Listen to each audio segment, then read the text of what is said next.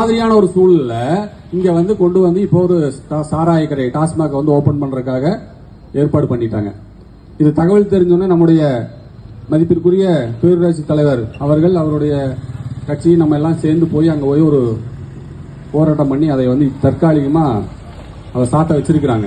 அதற்கு அவர் முதல் கண்ணு அவருக்கு ஒரு மிகப்பெரிய நன்றி இந்த பகுதி மக்களின் சார்பாக தெரிவித்துக் கொண்டு அவர் இந்த பேரூராட்சியுடைய தலைவர் என்ற முறையிலே அந்த டாஸ்மாக் சாராய கடை இந்த பகுதியிலே கொண்டு வரக்கூடாது என்று பாரதிய ஜனதா கட்சி சார்பிலும் இந்த இடைவாளைய சார்பிலும் நாங்கள் இருதரம் கூப்பி வேண்டி விரும்பி கேட்டுக் கொள்கின்றோம்.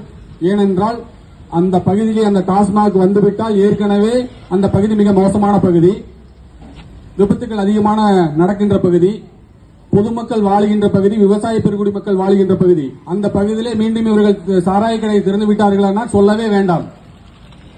அவன் குடிகாரனாவே இருக்கட்டும் பரவாயில்ல, அது யாரா இருக்க போறான்? நம்ம அண்ணன் தம்பியா தான் இருக்க போறான், நம்ம மாமன் மச்சனா தான் இருக்க போறான், குடிக்கிறவனும் போகத்தான் போறான்.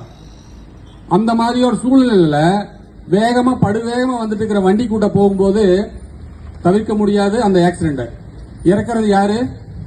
இவர்கள் பணம் சம்பாதிப்பதற்காக 2 கோடி ரூபாய் 3 கோடி ரூபாய் கொடுத்து அந்த டாஸ்மாக் கடையை காசை வாங்கிட்டு ஓபன் பண்றாங்க. இப்போ பாதிக்கப்படுவது நம்ம தான். ஆகையால் இந்த விஷயத்தை பொறுத்த மட்டில் நம்முடைய வெள்ளூர் பேரூராட்சி மன்றத்தினுடைய தலைவர், ஏன்னா அவர் தான் பொறுப்பு இருக்கிறார், வெள்ளூர் மண்டலுடைய பொறுப்பாளர் அவர் தான் இப்போதைக்கு.